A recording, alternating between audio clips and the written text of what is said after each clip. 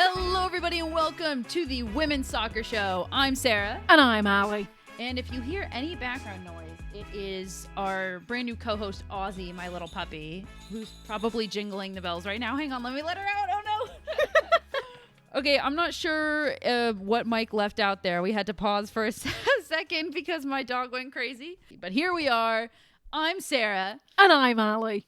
And we are the Women's Soccer Show, and we are here, of course, to discuss the past week of women's football. And we've got a lot on the docket today. Allie, take us through what we're doing. So we, of course, are starting with the Champions League. It's the second leg of the semi-final. So we have our finalists, and I'm very sorry to our French semi-finalists, but there's only one game that we can cover to talk about when it comes to Champions League. We're then going to hit you with a whirlwind report on the NWSL and the WSL, followed by that wonderful interview we did with Chloe Morgan. We touched on her life, her career, her work as a lawyer, her work as a pundit, as well as her work alongside Kick It Out and Black Lives Matter. It's a wonderful interview, and it's a great way to round off this episode. Thank you so much to Chloe for coming on. We just had a blast chatting with you. And before we move on to everything, we had some big news coming out of the international football world. 2 players announcing that they are retiring from international play. Firstly, Marta announces that she is retiring from international play at the end of 2024. She said, quote, "If I go to the Olympics, I will enjoy every moment because regardless of whether I go to the Olympics or not, this is my last year with the national team," unquote. So no matter what, whether she makes the squad or not, Marta is done on the international stage. Yeah, what a player, what a career. You know, we still got her domestically, but internationally, that was something else. And then another pioneer of women's football, Sinead Farrelly, also announces that she is retiring from the Ireland squad. She came back briefly and then is now decided that she wants to focus on her domestic career. And we are seeing that more and more, players wanting to prolong that domestic career and taking a step back internationally. Did we even talk about Rachel Daly on I this don't podcast think we yet? did. You just said that and I was like, hold on a second. Rachel Daly, maybe within the past 3 weeks, definitely within the past month, announced that she was also done internationally. She wanted to focus on domestic. That one surprised me the most, I have to say. Yeah, it didn't. I think she didn't quite fit in the England squad because, you know, we had her as a left back, but then, you know what, Jess Carter's stepping up for that. So, and Alex Greenwood can be in that way. I don't know. You need a 9. I know, but, you know, Russo seems to be the favourite there. We have Lauren James who can take us there. There were other players, so I think she's decided that. And also, she lost her dad not that long ago. I think she wanted to spend more time with the family. And international duty takes away from that. So we will see if this will be Marta's last international stage or if us watching her in the World Cup was truly it. But a tip of the cap to one of the true all-time greats. There's really not much else to say about that because there's no other way to put it. One of the all-time greats to grace our game.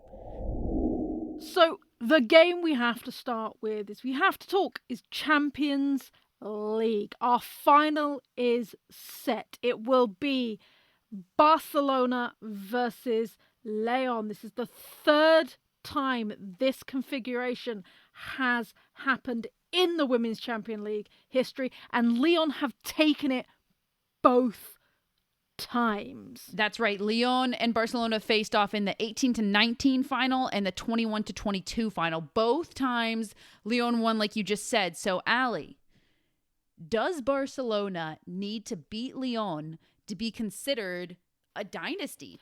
I think even if they beat Lyon, they still won't dethrone them. Because it will be, if Barcelona wins this, it will only be their third Champions League title, which is impressive. Do not get me wrong. If Lyon take this, it will be their 9th. I get what you're saying. I guess I disagree. It is a bit of a... I know what you're saying about the technicality of dethroning, but Lyon are a dynasty. Barcelona are they going to be considered a dynasty if they lose this, if they just can't beat Lyon? And I think that the answer might be no, but I do think that if they can beat Lyon here, they will be considered a dynasty. Will they like dethrone them as the greatest dynasty of the Champions League? Of course not, because of what you just said. But I do think that there is something to be said here about they need to beat this Lyon team to be considered just a dynasty in and of itself. Not the best, just like to be considered a dynasty of this era, they need to beat Lyon. So, my fun fact, and I only didn't realise this until I did some research, but since it got rebranded as the Champions League, there have been 11 finals under that tag. Wendy Renard's been in 8 of them. Another grade. I mean, we started this off by talking about a grade. Right! That's what I'm saying. Like, she's been in 8 of them. You know, this is going to be her 9th Champions League final. You talk about a dynasty. You talk about, you know, a legend in Champions League football. Wendy Renard right there has been in 8 out of the 11 finals. Truly. But we're not talking about France. We're not talking about Wendy Renard. We're not talking about Lyon or the Lyon PSG game. We are going to talk about the game that saw Barcelona advancing into the final for their 5th time. Let's talk about leg 2 that had Chelsea hosting Barcelona at Stamford Bridge. And we have to talk about this because this is the talk of the town. More than the WSL, more than the NWSL, this was the game of the weekend for maybe all of the wrong reasons. This was a game. And we're going to start off before we talk about the actual game because Emma Hayes has got a bit wild in her press conferences of late. I think it's because she's leaving. So therefore she's like, I don't care what the FA is going to do to me, because I'm leaving. So obviously they got her straight after the loss, and this is the quote that's going around. Everyone knows we've been robbed. Even Barcelona said the referee was helpful for them. I didn't think it was a foul, let alone a yellow card. I was surprised when I saw her selected. Speaking about the referee, she is famous for easy cards, and I think that is probably the worst decision in Champions League history. That's a big statement. So Barcelona beat Chelsea 2-1 on Chelsea's home turf, Stamford Bridge. The actual attendance, let's just celebrate this for a moment before we talk about so much negative. Yep. Over 39,000 in attendance, a sold out crowd of over 40,000. Yeah, I will say we're going to talk about some crazy things that Emma Hayes said. One not crazy thing that she said, well, debatable if what she said there was crazy that you just quoted, but she did say, you know, like this shouldn't even be a talking point. This should be, in regards to the attendance, this should just be the norm.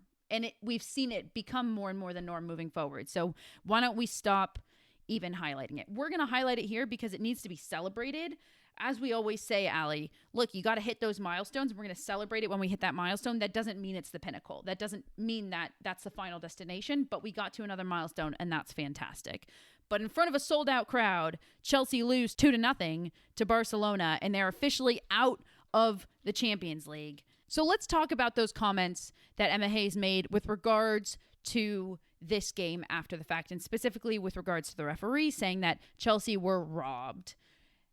Allie, let's set the scene. Maybe if people didn't see the game, if you haven't, go on Dazn, I can never pronounce it, DAZN, YouTube. You got to watch the game. It's epic.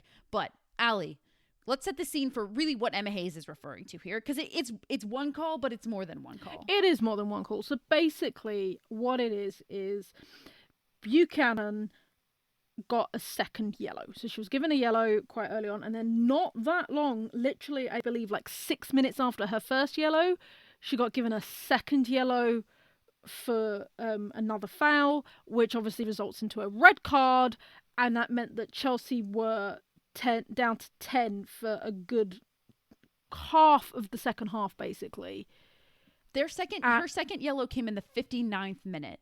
And then obviously there was then the penalty call, which meant that Barcelona went up on aggregate and essentially became the finalists. Yeah, I mean, so let's get into it, because this second yellow card for Buchanan, granted, The first half, it was fully Barcelona's. Barcelona was up 1-0, and that was deservingly so. And that 1-0 equalized the aggregate, right? So now they were 1-1 on aggregate, and that was very deserving. Chelsea in that first half did not play well enough to be tied with Barcelona, or definitely not in the lead. And we can get into more like why that was and the tactics and everything, but let's stay on this for a moment.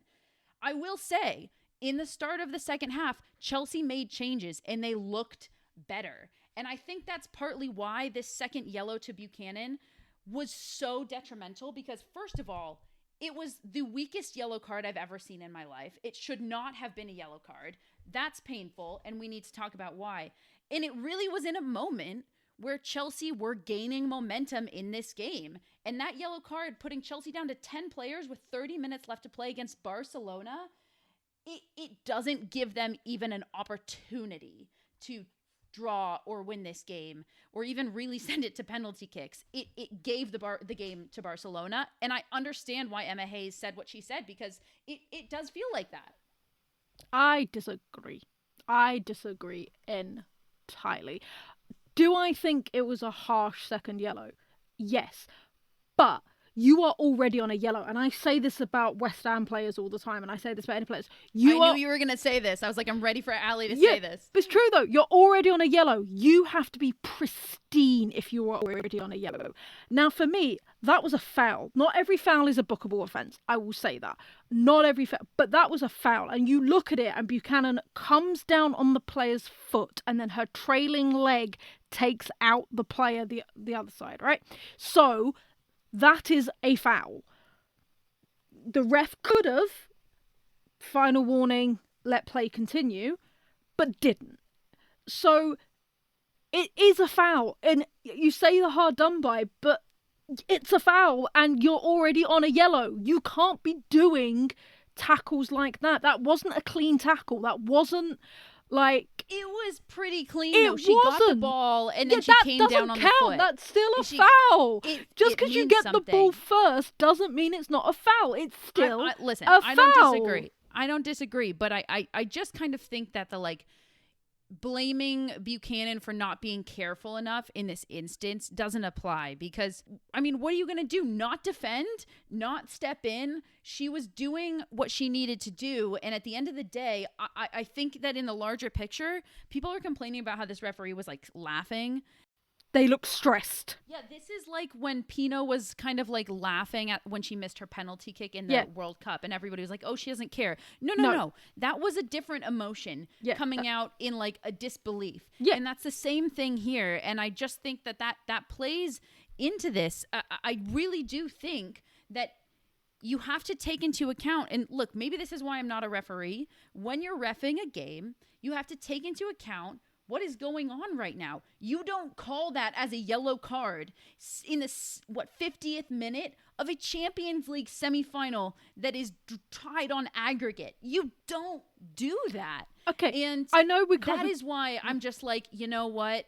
I agree with Emma Hayes. Disagree. Usually I don't. No. But if the talking point of this game is the referee, it's the talking point, but that doesn't mean you're robbed. That doesn't mean you were robbed. Looking at this game, and Chelsea fans, come at me, I don't care. You tell me what Chelsea did to get themselves back in that game and show they were worthy of progressing to the final, because I don't think they did. They did nothing. Even in the second half, they did nothing. They missed so many clear chances to go ahead in that first half and coming into the second half. I don't think you were robbed, because you just weren't good enough on the day. Like I already said, Chelsea were, I thought, poor in the first half, deserving of going down into halftime 1-0. But I do think that they made some changes at halftime, and I could see them starting to develop more opportunities.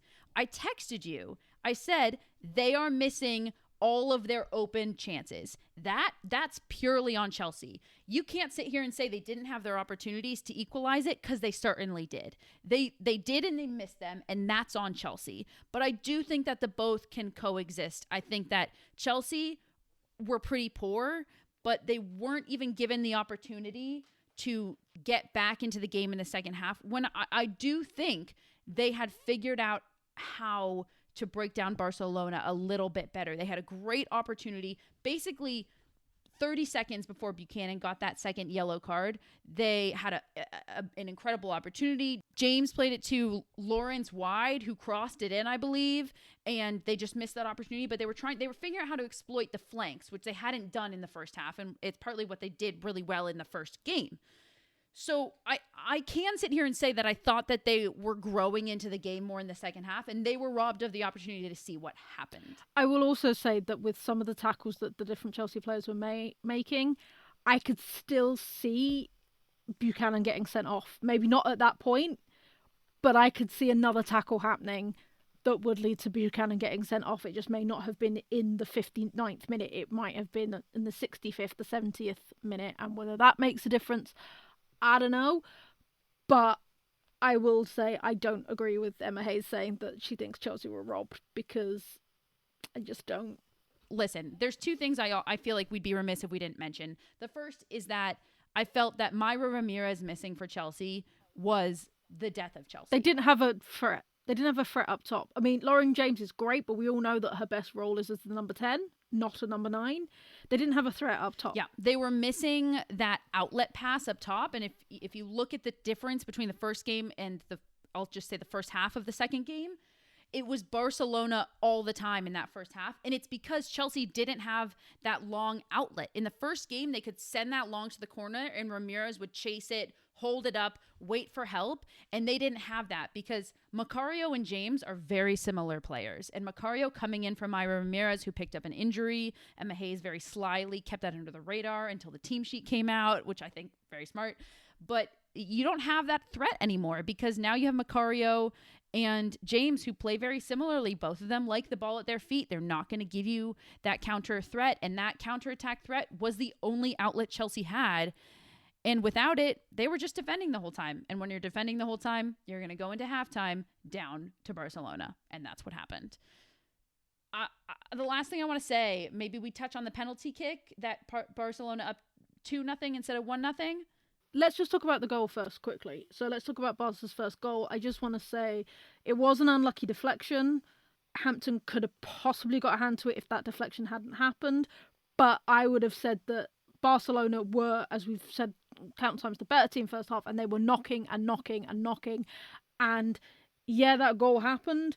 I wouldn't be surprised if Hampton had saved it. They would have scored maybe a couple of minutes later. Like, they were on the attack. So that was probably one of the few inevitables of that game, was that Barca were going to go into that game first half getting that quick goal. Now we can talk about the penalty. Now let's talk about the penalty, because that's another contentious decision. Look, I feel very, I'm going to put this very simply because I feel very clearly about this. I think it was a soft penalty, but I'm not surprised it was awarded. We've seen penalties awarded for much less. So if we're going to complain about a call, I'm going to stick to complaining about that second yellow card and not this. But this is an example of something that I don't think Chelsea would have been in this position if they weren't down to 10 players. I think Bonmati was flopping all game, and I think she sold it. That doesn't mean it wasn't a foul. You know, it can be a foul and you can sell it. So it was a soft pen, but I've seen pens called for worse. And that was just the dagger, though. That was it. All right, we've got our Champions League final, everybody. It is on May 25th. Barcelona versus Lyon. And a reminder to all of my U.S. listeners or anybody that is new to the Champions League, this is not 2 legs. The final is 1 game. That is it. 1 game. I am excited. A rematch. Lyon versus Barcelona is the third time the charm for Barcelona. We will see. Over to the WSL and NWSL. We're going to do a couple just quick hits, I think, on both of these leagues. And we'll stay over in England for now because we were just chatting about Chelsea. So let's talk about the WSL. We talked title race last week. Chelsea have a big midweek game today, Wednesday, when this episode is dropping. So we're not going to set the whole seed. But Allie, let's quickly talk about updates on this title race and, of course, relegation. So, obviously, with Chelsea indisposed elsewhere, City were able to capitalise on that, and they've added 4 more goals to their goal difference. So they are now up 7 goals, but they have played 2 more games than Chelsea. Chelsea are playing Liverpool the day that this podcast drops, and then their other game in hand is actually versus Tottenham. Both will be tough games for Chelsea because, as we've said it countless times, this could come down to goal difference. The title could come down to goal difference. And I don't want to be disrespectful to Bristol City. I'm going to say that outright. But if there is a team that Chelsea could capitalise on, it's going to be playing Bristol on Sunday rather than Liverpool or Tottenham. Yeah. So we're not actually going to see Chelsea and City even on points to really decipher this until May 15th, because that's when Chelsea play Tottenham, their other game in hand. But for now, we will get to see Chelsea come one more game in hand closer. And I will say, we talked about this. We both think it's very, very likely that this title race comes down to goal differential. But to have a little bit of fun here, because goal differential, when you look at this, is so tight, right? Chelsea could very well score 7 goals within 2 games, and they're locked on goal differential. What happens if they are even on points and even on goal differential by the end of the season? How is it decided? I just think it's fun. So we poked into it. We're going to tell you right here. If it's tied on points and then it's also tied on goal differential, it then goes to goals scored. Right now, City are only +5 in goals scored. So, and that's with 2 games in hand. So their goals scored are really tight. Before this past weekend, City were only +1 in goals scored. Like, that's really tight too. What comes next after that, how it would be decided if they're even on points, goal differential, and goals scored, is most matches won. Now, if they're locked on points at this point, then they will also be locked on matches won, when you look at the math and how this breaks down. So then if they're locked on that, it goes to head-to-head. They've each won a game in their head-to-head, so they're even on head-to-head. So if it comes down to that and they're even, how is it decided? They have a single match playoff to decide the champion. Listen, it's unlikely, but I'm just saying it's probably more likely now than it ever has been that we have that little playoff game. I have to ask, Allie, I feel like we just talked about Chelsea getting knocked out of the Champions League. We've had a big discussion multiple times on this podcast that Emma Hayes is really putting all of her eggs in the Champions League basket this year, because that was the one trophy that had eluded her entire time at Chelsea. She'd never won it. And now that's out of the question. Conti Cup's out of the question. FA Cup's out of the question. The only trophy they have left that they can take home for this season to show for Emma Hayes' last year is the WSL title. We just talked about how tight that is. Do you think that Chelsea will walk away from this season at the end of the day without any silverware? I genuinely do. And I promise you that's not my West Ham bias showing. I genuinely do, because I said it at the beginning, you can clock me, of this season, that I think, as we said, Emma Hayes was so focused on Champions League, was so focused on getting that one trophy that has eluded her as a manager. Let's remember, she was on the coaching staff when Arsenal did it, but she's never had her hands on it outright and get it. So she was so focused on that, and that's gone. That's gone bye-bye. And because she was so focused on that, I do feel like the league has slipped away a bit, because there are teams, and I'm going to count my own team here, that they used to hammer, absolutely batter to get goals up, to get that goal differential. And they haven't this year. You know, we look at the 2 games they played against my beloved West Ham. They only beat us 2-0 both times. Previous seasons, it's been 4-0. It's been, 3-1. There's been higher goals. They just haven't had that same edge in the league because of the focus on Champions League. And maybe there's been some tactical things of, switching players out, playing younger players in the league to get the Champions League. And I think it's now a little too late.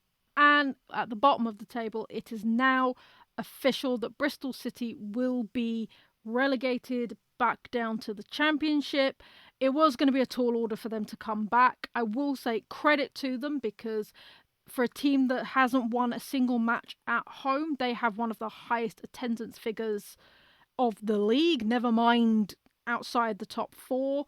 They had 8,000 at the game against Man City this weekend, and they are going to continue playing at Ashton Gate next season, even though they're in the Championship, which is the men's stadium. So there does seem to be a lot of focus and attention towards them to get them back up next season. And also, Crystal Palace have officially done it and will be joining the WSL. next season as champions of the Championship. let's talk NWSL. We're going to do another quick hit here, and as an update for our 3 undefeated teams, they remain undefeated. We still have 3 undefeated teams left in this league. That is Kansas City, Orlando, and Racing Louisville. Of course, very different records, but still, none of them have taken a loss. We thought maybe this would be the weekend for it to happen, and it kind of looked like it was, because Friday night was crazy, Allie. Friday night we had Washington Spirit versus Orlando, one of the undefeated teams, and then Angel City versus Kansas City as the later game, the other undefeated team, with the exception of Racing Louisville, who are playing later in the weekend. So it was very possible that after Friday, one or both of these teams were going to be defeated. And Friday night was insane in the NWSL. Even by NWSL standards, it has been a crazy start to this season. Yeah, no, absolutely. So let's just talk about Orlando, Washington very quickly. So we saw Barbara Banda get her first goal in her first appearance for Orlando Pride. We saw Yates get a penalty. Yates has been phenomenal for Orlando. We talked about her last week. This week, again, stepping up, being the striker that they need. They also had a player sent off in the 90th minute for a second yellow card. And they're still undefeated. It has been wild. We talked about Orlando last week, so we're not going to dive into it. But what a game this was. We have to quickly touch on that second Friday night game. It was, of course, Angel City hosting Kansas City. Angel City's had a weird and difficult start to the season. They were 2 wins, 1 draw, and 2 losses coming into this game. Still epic attendance, epic atmosphere, just Angel City being Angel City. But this is Becky Tweed's first full season as head coach, and I think everybody's been really excited to see what she can do, because when she took over at the helm last year in the middle of the season, she basically went through the entire half of the season, only lost second half of the season, only lost 1 game, and she was really unstoppable. They added some pieces, but it hasn't really been clicking yet this year. And it looked like it was for a moment on Friday. They went up 1-0 to Kansas City, who were at the top of the table at that moment. Kansas City have yet to be shut out. They are just a truly goal-scoring machine this year. It's absolutely insane. Let's just go over this. They scored 5 goals in their first game, then 2, then 4. They drew with Gotham 1-1, and then 5 again versus Bay FC, and then they came into this game versus Angel City. Just absolutely insane statistics. And Angel City came to play, and they opened up in that first half. They basically said, okay, we're playing Kansas City. Let's just open it up. They're going to play open. We're going to do the same. They went up 1-0, and then in the second half, they couldn't hold on. The wheels came off, and Kansas City ended up taking it 3-1. But it was, I think, a good turning point for Angel City. It was a good display. They just couldn't quite hold on, but that's something that I think will come as the season progresses. But fear not, listeners, we will be covering the NWSL a lot more in the coming weeks as Champions League comes to a close, the WSL comes to a close in a couple of weeks, and so we'll be able to devote more time and attention to the NWSL that it deserves, because, as we've said before, and we'll say it again, this league is wildin'. Let's go around the world. Around the world, around the world. To Scotland, and we have both our finalists for the Scottish Cup. Rangers beat Old Firm rival Celtic 2-0 this weekend, whereas Hearts beat Spartans 3-0. The sides will face off in the final on the 25th of May. Over to Italy. Roma are your champions for the 2nd year running. Despite not playing this weekend, they were crowned champions after closest rivals Juventus lost. A consolation prize for Juve is Champions League for another year. And finally to Australia. Another weekend and another group of finalists are set. Melbourne City will take on Sydney to determine who wins the league this year. Melbourne crushed it to reach the final, winning 6-0 on aggregate, whereas Sydney had a tougher challenge, winning just 2-1 on their aggregate. Have you checked out Total Football Analysis yet? TotalFootballAnalysis.com provides researched analysis on loads of football, including the women's game. Want all the stats in one place instead of drowning in a mountain of tabs? Want to explore key matchups and the tactics from both teams? Total Football Analysis provides the stats and analysis to help you learn more about the beautiful game. We have a special discount for listeners of the Women's Soccer Show. At checkout, type WSL10 to get a full year for just €10. That's €40 of the yearly subscription. Head over to totalfootballanalysis.com and type WSL10 at checkout. And finally, the interview that I was so giddy about. We got to speak to Chloe Morgan. We had a great chat with her about everything in her career and from football to her career as a lawyer to journalism. She was wonderful to chat to. So guys, sit back and listen to this wonderful interview. We are joined by goalkeeper Chloe Morgan, who has played for Arsenal, Spurs, Leyton Orient and Crystal Palace. She is trained lawyer while playing football, and we're definitely going to get in on that. Part of the Goalkeeper Union, editor over at The Athletic, as well as a podcaster. Please welcome Chloe to our podcast. Whoop, whoop. Oh, thank you so much for that introduction. That's really hyped me up on a very miserable Wednesday. Thank you. So happy that you're here. And I think Ali is just over the moon, as they've said multiple times. Well, we had such a lovely introduction and talk at sort of the Manchester United International Women's Day Summit. It was a couple of weeks back now, wasn't it? So Yep. Yeah, absolutely buzzing to be invited on and having a chat with you guys. I've got my my non-alcoholic beer as well. I'm ready to settle in for the evening. I have to say, you're a co-founder, or excuse me, you do the Upfront podcast, right, alongside Rachel. And we had a great chat with Rachel O'Sullivan. That's Girls on the Ball, for those of you listening. I believe we met at the Equality Summit in 2022 at the Euros. So this has really been a long time coming in terms of just the whole network. Oh, wow. Yeah, I mean, I've been working with Rachel now for... It's been our third season on Upfront. Everyone always mistakes us for being as me being the sort of third girl on the ball. So I always have to differentiate. I always like playing the third wheel role in their relationship. So just to clarify, I'm not, but I've always wanted to be. I was gonna say that's not a bad thing to be mistaken for. Okay, so I promise none of these questions are going to trip you up. However, I've got to ask you a very important question to kick everything off. You played for both Arsenal and Spurs. How? Because it's very rare, especially in the women's game, for you to go to direct rivals. I think I can only think of Alex Greenwood, who has managed to do all of the Northwest clubs. So how did that go down, going from Arsenal to Spurs? In a nutshell, not well. So I think I sort of went from a grassroots club to sort of trialing out with Spurs. And at that time, I mean, we're talking almost 10 years ago, Spurs was very much kind of almost a grassroots outfit itself. I mean, we were playing in the Women's National League. We were training, I think it was twice a week over at New River down in Enfield on the 3G pitches. And it was a completely different setup. I mean, we were kind of training under the spotlights on this 3G pitch. The lights would go out at the end of the session and that would be it. You just couldn't see anything. You just have to gather up the balls and leave, that kind of vibe. So we've sort of been with Spurs for a year and then got approached by Arsenal to say they're sort of looking for goalkeepers who I fancy going over. And I thought, well, Arsenal at that time was sort of a much bigger setup. They were in the WSL, were winning everything at that time, sort of in their glory years, really, Alex Scott and Kelly Smith and all the sort of big ones. And I was thinking, oh my God, wow, I've gone from grassroots to Spurs to Arsenal in the space of 3 years. I mean, I was never going to turn that down. But I was also at that time just qualified as a lawyer. So it was really tough. I mean, Spurs were sort of after, evening trainings and things, which I could fit around my job. But Arsenal were obviously demanding sessions sort of during the day.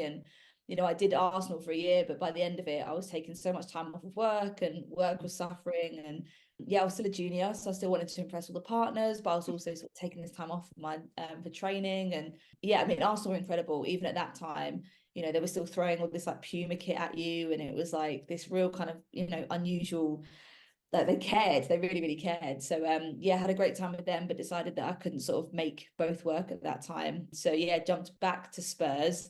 they were fortunately in need of a goalkeeper still. Karen Hills and Juan. I mean, Karen Hills, I mean, she's, you know, she's a bolshy character. She's a big energy in the game. And yeah, I think she gave me a bit of a hard time when I came back. I did spend some time on the bench, definitely.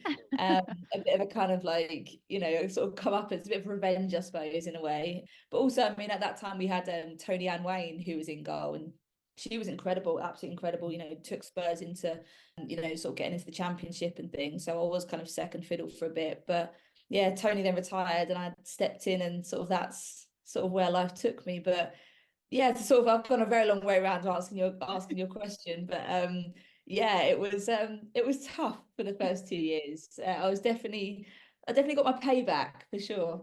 Yeah, it's one thing to go just Spurs to Arsenal. It's another thing to go Spurs Arsenal and then back to Mm. Spurs. Just a Groveling, little extra. Yeah. pleading. I'm sorry.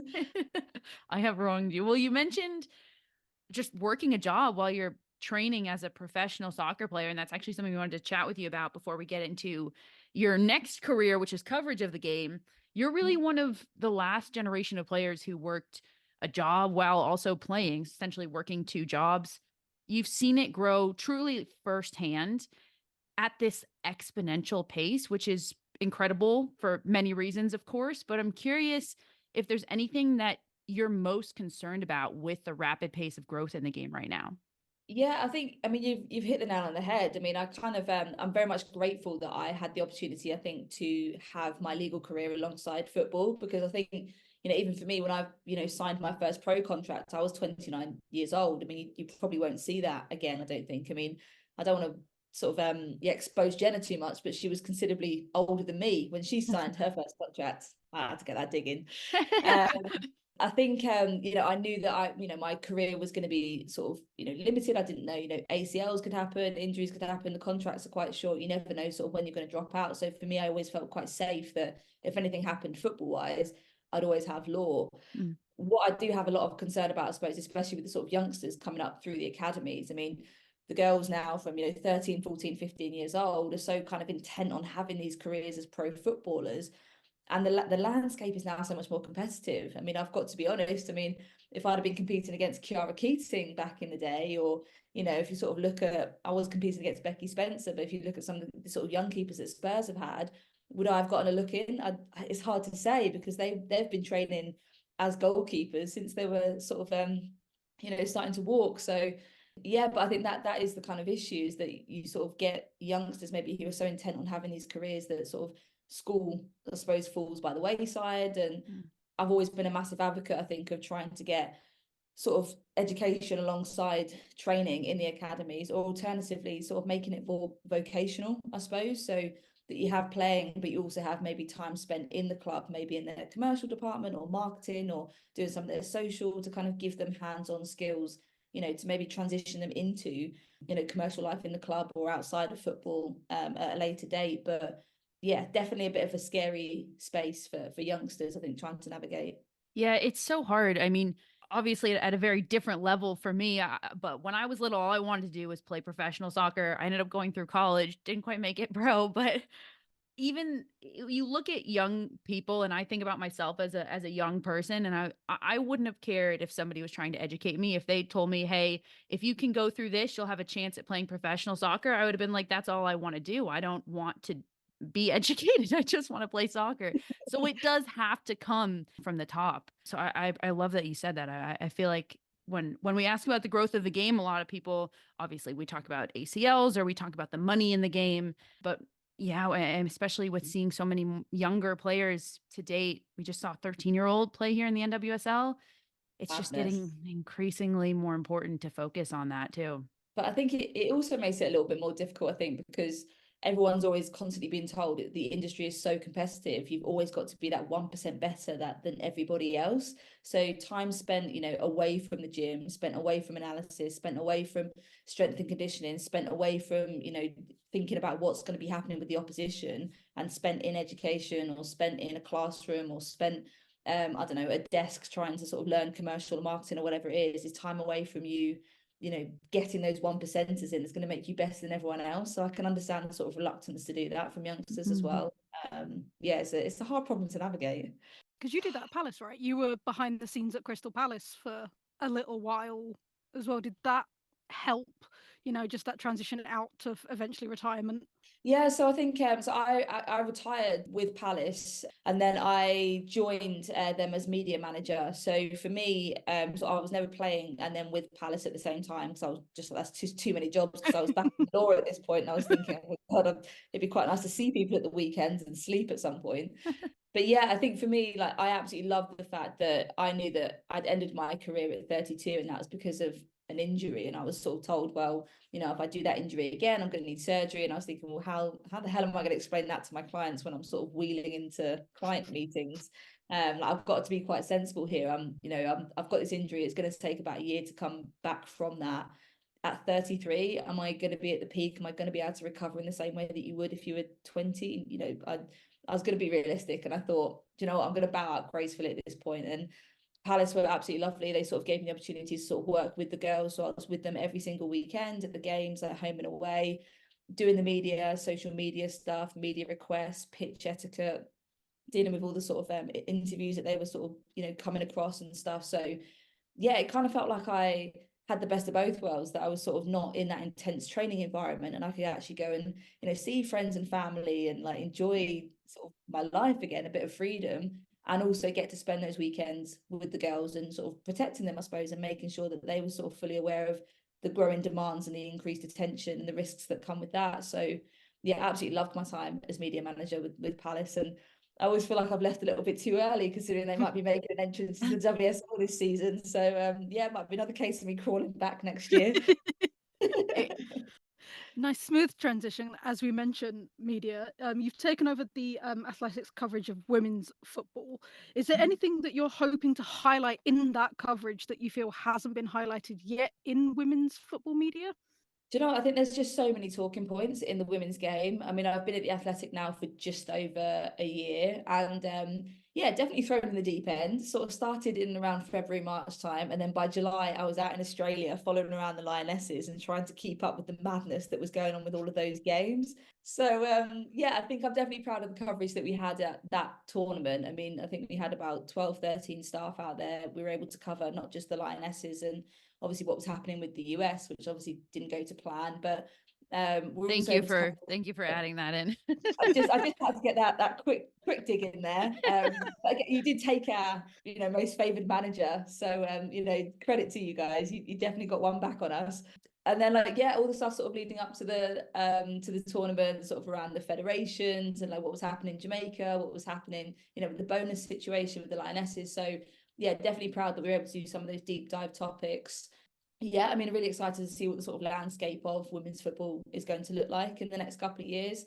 Obviously, like with the emergence of NUCO, and we sort of, there's still sort of a couple of questions about, how that's all going to look, and how the vibe of the league and things like that. So yeah, it's a really interesting time. But I think for me, I'd definitely like to sort of, cover some more positive stories. Definitely. I think, we do get into a space, and rightly so, of thinking, okay, well, what are people not doing? What are clubs not doing? What are organisations not doing? What can we do more of? And I think, for us, I'm trying to focus a little bit now on doing, some of the deep dive topics still, but also, exploring some of those incredible stories like Steph Horton and what she's done for the league. That's absolutely incredible. We had, a great piece on that from Katie Wyatt coming out a day or so ago, and yeah, sort of where Spurs have got to now.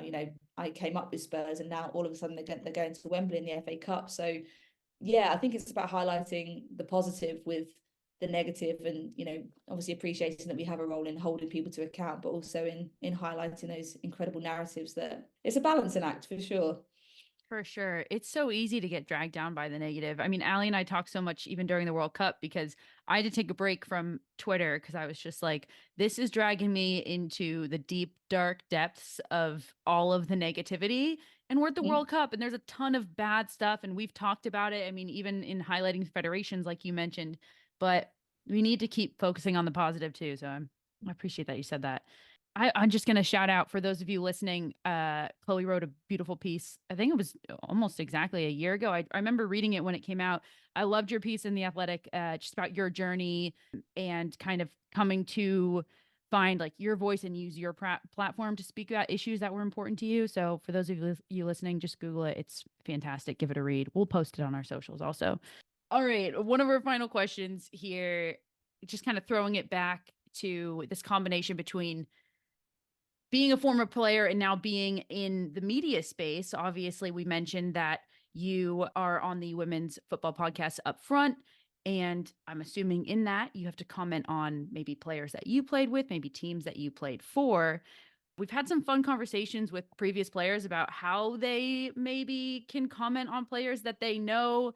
I did the offside rule during the World Cup, and we had some great conversations about how to do that. So I wanted to ask you, what's it like for you to comment on players who you played with or against that, or that you just know personally? It feels like a very hard line to toe.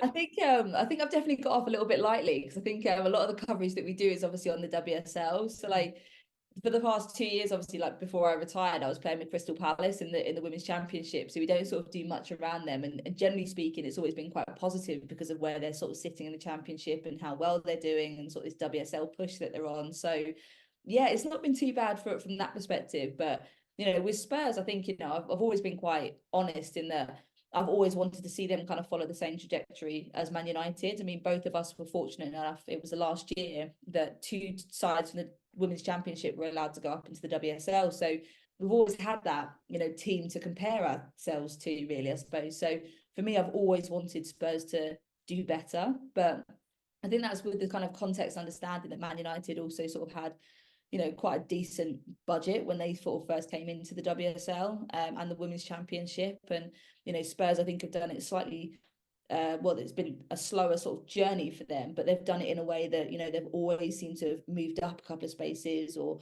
got further into a competition. And now they're kind of sitting in a place where they're going to Wembley for the very first time, hopefully in front of a sellout crowd. And you've got someone like, Jess Naz, who suffered an ACL injury in her first year at the WSL, wasn't able to play, wasn't able to kind of, be a part of such an exciting time for the squad.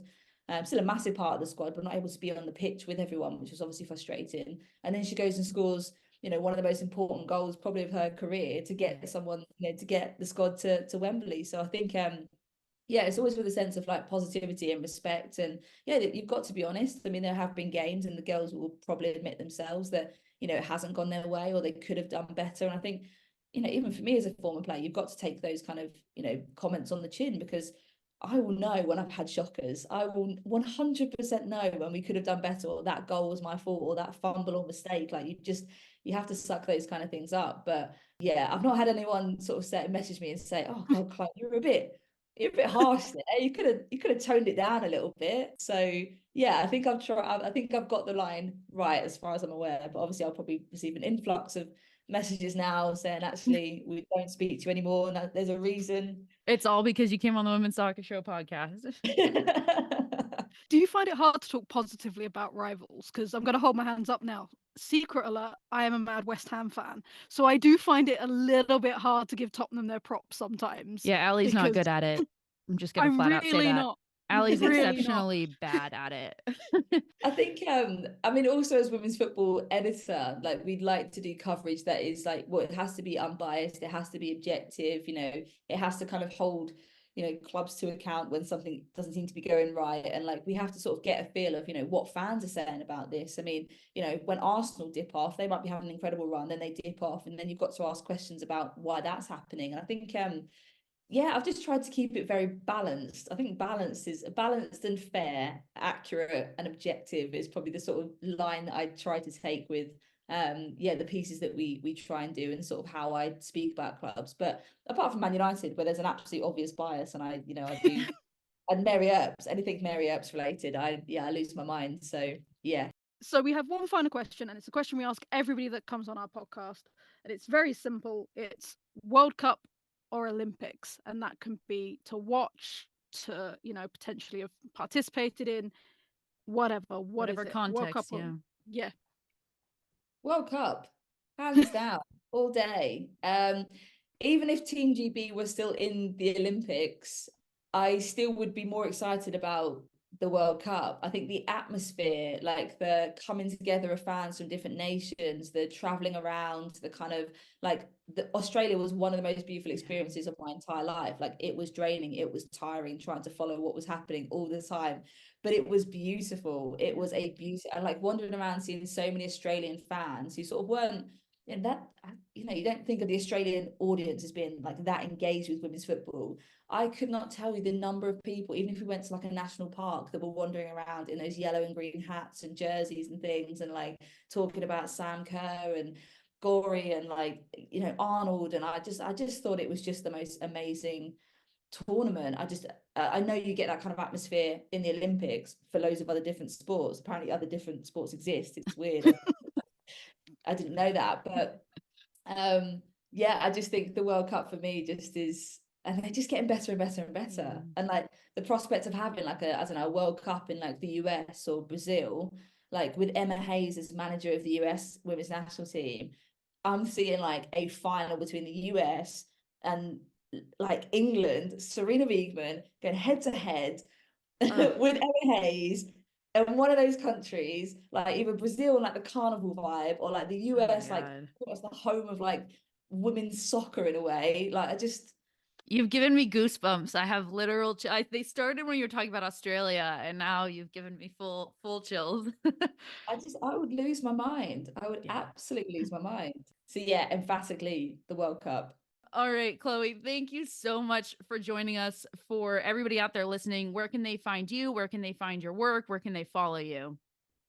Yeah, so obviously with the Athletic, so yeah, if you type in the Athletic, it hopefully should pop up on the top of all the search feeds. That's the plan. Yeah, we've always got some amazing work on there from Katie Wyatt, Charlotte Harper, and Jessie Parker Humphreys are our sort of top big three writers doing all the sort of biggest coverage of the women's game. So definitely go to them. And yeah, for Upfront, hit me up on Instagram. At C Morgie, I think, with an IE. It's been a long time since I've used my Insta handle. I think that's it. I don't know what you'll find, but yeah, there should be a plug in there to Upfront, and give that a listen if you fancy hearing me waffle on about women's football every week. Yeah, but no, thank you guys so much for having me. I really enjoyed the chat. Of course, it's been so much fun, and yeah, everybody give it a listen. It's a great pod. We always like to say it's not competition between women's soccer podcasts. You get something different from everything. We like to listen all around, and we encourage everybody to do the same. And that's it for us here at the Women's Soccer Show. We'll see you next week here, wherever you get your podcasts. And if you want extra content, head over to our Patreon, patreon.com/the WOSO Show, and we will catch you there. But for us here, I've been Sarah. And I've been Ali. Thanks, everybody. Good night.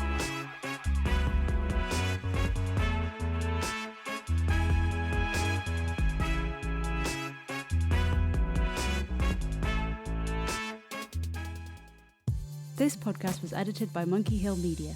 Visit monkeyhillmedia.com for more information.